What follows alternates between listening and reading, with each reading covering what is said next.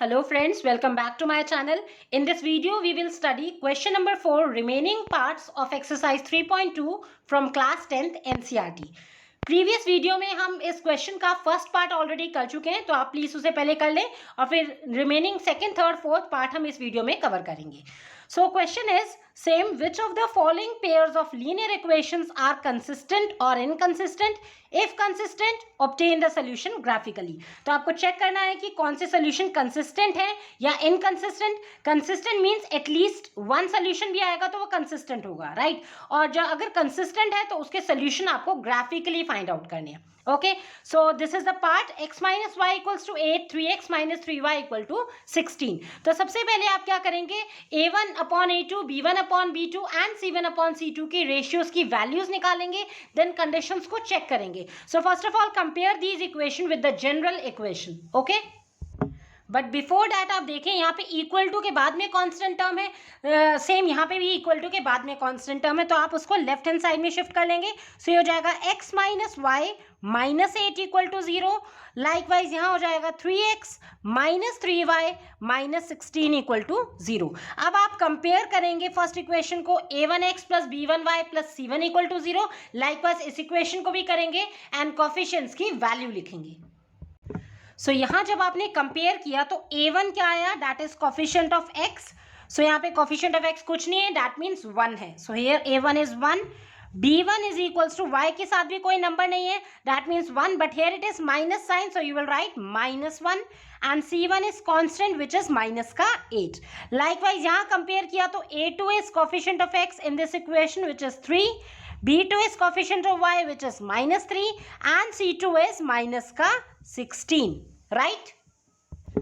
Now you will calculate the ratios of their coefficients. So now a1 upon a2. What is a1 here? 1 and a2 is 3. Likewise b1 upon b2. b1 is minus का 1 and b2 is minus का 3. तो यहाँ पे आप minus से minus sign cancel कर सकते हैं, तो यहाँ पे आ जाएगा b1 by b2 is 1 upon 3 and c1 by c2 is minus 8 upon c2 is minus का 16. कैंसिल करो minus sign, 8 1s are 8 and 8 2s are 16. So equal to आ गया 1 upon 2. सो यहाँ पे आप ऑब्जर्व कर रहे हैं a1 by a2 की value 1 by 3, b1 by b2 की वैल्यू भी again 1 by 3 and c1 by c2 is 1 by 2. So that means ये दोनों इक्वल है and this is unequal. So here क्या रिजल्ट निकला है, a1 by a2 is equal to b1 by b2 but not equals to c1 by c2. और आपको ये condition बताई हुई है जब मैंने इंट्रोडक्शन वीडियो लिया था 3.2 में. तो ऐसे केसेस क्या होते हैं आपके पास, पैरेलल लाइंस होती हैं, लाइंस आर पैरेलल और नो सोल्यूशन होता है, राइट? पैरेलल लाइंस क्यों कहते हैं पैरेलल लाइंस में no solution? Because parallel lines ऐसी चलती हैं, they will never meet anywhere. वो चाहे आप लेफ्ट साइड में भी कितना बढ़ा लो या राइट साइड में भी कितना ही एक्सटेंड कर लो, वो कहीं भी जाके मीट नहीं करेंगी. मीट नहीं करेंगी तो दैट मीन्स कोई भी उनका पॉइंट नहीं होएगा जो कॉमन होगा.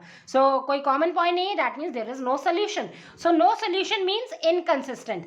अगर आपका एक भी सोल्यूशन आता है तो कंसिस्टेंट, और अगर कोई सोल्यूशन नहीं आएगा सो इनकंसिस्टेंट. सो इसमें यही पूछा था फर्स्ट पार्ट में कि क्या ये pair of linear equations consistent है या इनकंसिस्टेंट. सो ये पैरेलल लाइंस का ही ऐसा केस है जिसमें इनकंसिस्टेंट होता है. अब इनकंसिस्टेंट हो गया तो ऑब्वियसली आगे सोल्यूशन तो होंगे ही नहीं, because it is no solution. So यहीं पे क्वेश्चन वाइंड अप हो गया, right? Now right down hence line.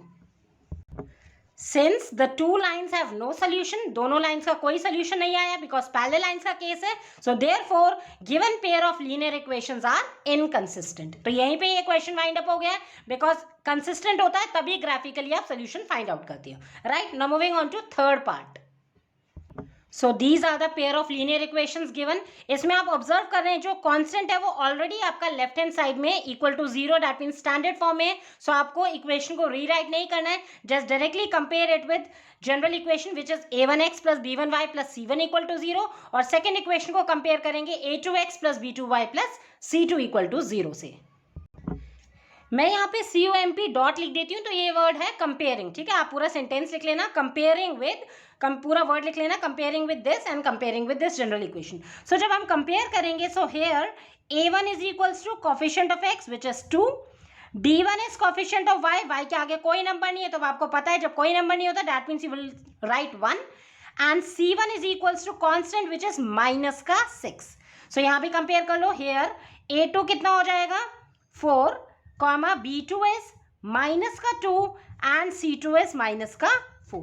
सो अब आपने कोफिशिएंट्स की वैल्यू लिख ली. नाउ आप इनको रेशियोज फाइंड आउट करेंगे corresponding A1 by A2. So A1 by A2 which is 2 by 4. तो 2 by 4 ये दोनों टेबल में आते हैं. 2 times 2 1 2 and 2 2 4. So A1 by A2 की वैल्यू आ गई 1 by 2. लाइकवाइज आप B1 by B2 निकालेंगे. B1 by B2 is B1 is 1 whereas B2 is minus का 2. सो ये कैंसिल नहीं हो सकता. दैट मीन्स इस माइनस साइन को आप न्यूमरेटर में शिफ्ट कर दो. ये आ जाएगा माइनस का 1 by 2. Okay and C1 by C2 निकाल लो. C1 by C2 is equals to minus 6 upon minus का 4. वैल्यूज डाल दी. अब यहाँ पे कैंसिल कर लो. माइनस से माइनस 2 3 6 एंड 2 2 4. तो सिंप्लीफाई हो सकता है. आप उसे सिंप्लीफाई भी कर लेंगे. C1 by C2 आया 3 by 2. तो यहाँ पे वैल्यूज कंपेयर करो. A1 by A2 positive 1 by 2, B1 by B2 minus का 1 by 2 and C1 by C2 is 3 by 2. तो यहाँ पे तो ये फर्स्ट उसमें नॉट इक्वल हो गए बिकॉज ऑफ दिस साइन. तो ये आपके पास कौन सा हो गया फर्स्ट केस हो गया जिसमें होता है unique solution and intersecting lines. So now you will write here A1 by A2 is not equals to B1 by B2. ये तो आपको C1 by C2 चेक करने की नीड नहीं है क्योंकि फर्स्ट उसमें ये नॉट इक्वल टू हो गया. तो जब नॉट इक्वल्स टू है तो यहाँ पे लाइंस कैसी होती है उस केस में इंटरसेक्टिंग लाइंस. राइट आपको बताया हुआ है. इसको इंट्रोडक्शन वीडियो को अच्छे से देख लेंगे. इंटरसेक्टिंग लाइंस है और जब इंटरसेक्ट करें यानी किसी एक पॉइंट पे इंटरसेक्ट करती है तो उसको सोल्यूशन को कहते हैं यूनिक सोल्यूशन. अब सोल्यूशन आ रहा है यूनिक. दैट मीन्स एक सोल्यूशन आएगा only one. So that means lines कैसी हो गई इक्वेशंस कैसी हो गई consistent because at least one solution is required to consider it as consistent. ठीक है तो ये कंसिस्टेंट हो गई. तो अब हम क्या करेंगे इन दोनों इक्वेशन को ग्राफिकली आप प्लॉट भी करेंगे. So to point the plots on in graph तो आपको क्या करना है इस इक्वेशन के दोनों सोल्यूशन निकालने पड़ेंगे. राइट पॉइंट्स निकालने पड़ेंगे. वही तो पॉइंट्स आप प्लॉट करेंगे ग्राफ में. सो फर्स्ट इक्वेशन क्या है यहाँ पे चेक कर लीजिए. First is 2x plus y minus 6 equal to 0. तो यहाँ से क्या करेंगे एक वेरिएबल को आप लेफ्ट हैंड साइड में छोड़ के रिमेनिंग टर्म्स को अदर साइड शिफ्ट करेंगे. तो यहाँ पे मेरे लिए y को करना इजी है बिकॉज इसके साथ कोई भी कोफिशिएंट नहीं लगा है. सो y की वैल्यू अगर मैं यहाँ से निकालूँ तो ये हो जाएगा माइनस 6 इधर जाके बन जाएगा पॉजिटिव का 6 और प्लस 2x जब शिफ्ट हुआ right side it becomes minus का 2x. तो अब हम इस बार different values of x put करेंगे to find the corresponding value of y. और आपको पता ही है कि मिनिमम आपको 2 वैल्यूज चाहिए to plot a straight line. So हम दो सोल्यूशन निकाल लेते हैं. तो अगर मैं यहाँ पे x की जगह 0 पुट करती हूँ so when x equals to 0 तो कितना हो जाएगा y equals to 6 minus 2 into 0. x की प्लेस पे 0 डाल दिया. सो ये कितना हो गया y equals to 6 minus 2 0 0 that is y equals to 6. तो x 0 पुट करने पे y की वैल्यू आ रही है 6. x 0 y 6. ओके अब मुझे इसको 0 लाना है y को 0 लाना है तो उसके लिए मुझे क्या लेना पड़ेगा x3 लेना पड़ेगा. तभी तो आएगा 2 3 6 एंड 6 माइनस 6 इज 0. सो अगर मैं x की वैल्यू 3 लेती हूँ when x equals to 3 so कितना हो जाएगा equation y equals to 6 minus 2 into 3. आपको ये ना शो करके दिखाना है कैलकुलेशन. ठीक है don't give examiner any chance कि वो आपके मार्क्स डिडक्ट करें. सो सभी कुछ आप अपना फेयर एरिया में ही करके दिखाओ. ओके सो ये हो गया 6 minus 2 into 3 is 6. So implies y की वैल्यू कितनी आ गई 0. कब आई x की वैल्यू 3 पुट करने पे y की वैल्यू आ गई करस्पॉन्डिंग 0. सो x3 पे y आ गया 0. सो ये तो हो गया आपके पास फर्स्ट इक्वेशन के सोल्यूशन. दो सोल्यूशन निकाल दिए. अब हम सेकेंड इक्वेशन ले लेते हैं 4x minus 2y minus 4 equal to 0. So take here 4x minus 2y minus 4 equal to 0. तो यहाँ से भी आप एक वेरिएबल को लेफ्ट हैंड साइड में छोड़ देंगे. सो ये हो जाएगा 4x को अगर मैं यहाँ छोड़ती हूँ तो इक्वल टू माइनस 2y वहाँ जाके बन गया पॉजिटिव का 2y एंड माइनस 4 वहाँ बन गया प्लस का 4. यहाँ से x की वैल्यू निकाल दी तो वो हो जाएगा 2y प्लस 4 अपॉन 4. ये जो 4 है आप डिनोमिनेटर में ले जाओगे ना बिकॉज आपको ओनली वेरिएबल की वैल्यू चाहिए. जो नंबर अटैच है उसको भी आपको दूसरे साइड शिफ्ट करना है. So now you have to find the table of solutions for this equation. So हमने यहाँ लिख दिया x एंड y. सो आपको इस बार y की वैल्यू जो राइट साइड में होता है उसकी वैल्यू पुट करते हैं तो आपकी लेफ्ट हैंड साइड करस्पॉन्डिंग आ जाती है. सो y की वैल्यू अगर मैं 0 पुट करती हूँ तो व्हेन y इक्वल्स टू 0 आप कोई भी रैंडम वैल्यू पुट कर सकते हैं, इट्स अप टू यू, कोई कंपल्शन नहीं है कि वही वैल्यूज लेनी है आपको जो मैं ले रही हूँ, ठीक है। व्हेन y इक्वल टू 0, अगर 0 लेते हैं तो x कितना हो जाएगा, 2 into 0, 2 into 0 plus 4 upon 4, 2 into 0 is 0 plus 4 upon 4, 0 plus 4 is 4, 4 upon 4 cancel हो गया 1 टाइम, सो कितना आ गया 1। 0 पुट करने पे y करस्पॉन्डिंग x की वैल्यू कितनी आती है 1। अब हम चेक करते हैं, कोई भी पॉजिटिव वैल्यू ले लो, नेगेटिव मैं इसलिए अवॉइड कर रही हूँ क्योंकि आपका है ना ग्राफ में इजी हो जाता है पॉजिटिव वैल्यूज में। समटाइम्स बच्चे ना नेगेटिव वैल्यू में थोड़ा सा मिस्टेक कर देते हैं, बट ये आपकी मतलब जितना आप प्रैक्टिस करेंगे उतना आपको सब समझ में भी आ जाएगा, आप नेगेटिव भी ले सकते हैं। अब जैसे अगर सपोज मुझे इसे नेगेटिव बनाना है, मतलब इसको मुझे x की वैल्यू 0 लेके आनी है, तो x की वैल्यू 0 कब आएगी, जब मैं y को -2 लूंगी, तभी तो आएगा ना। 2 इंटू -2 मतलब -4 प्लस 4 हो गया 0, तो उस केस में मुझे माइनस की वैल्यू लेनी पड़ेगी। To avoid the negative value मैं कोई भी पॉजिटिव वैल्यू ले लेती हूँ, जिससे आपका ये कंप्लीट डिविजन में जो 4 है वो डिवाइड हो जाए कंप्लीटली, ठीक है। डेसिमल में नंबर ना आए वो ट्राई किया करो। सो क्योंकि ये छोटे नंबर है यहाँ तो ईजिली आपको पता चल जाएगा। अगर मैं लेती हूँ y इक्वल्स टू 2, तो y 2 पे ये कैंसिल हो जाएगा, चेक करिए देखिए, x equals to 2 into y that is 2 into 2 लिया हमने वैल्यू, प्लस 4 अपॉन में क्या है 4, सो 2 into 2 that is 4 plus 4 upon 4, 4 plus 4 is 8 upon 4, 4 cancel हो गया 2 टाइम्स, 4 2 ज़ा 8, सो इक्वल टू कितना आ गया 2। y2 पुट करने पे x की करस्पॉन्डिंग वैल्यू भी आ गई 2, सो y2 किया तो x भी आ गया 2। सो हमने 2 सॉल्यूशंस निकाल लिए दोनों इक्वेशन के। अब हम इन्हें प्लॉट करेंगे अपना ग्राफ में।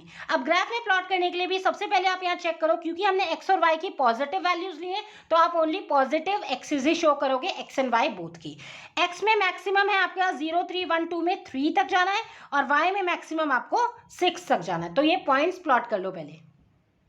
सो ये हमने एक्सिस ड्रॉ कर लिए, ठीक है। This is x axis, right hand side x positive x axis, left hand side negative x axis, ये पॉजिटिव वाई एक्सिस, एंड यहाँ नीचे नेगेटिव ऑफ वाई एक्सिस।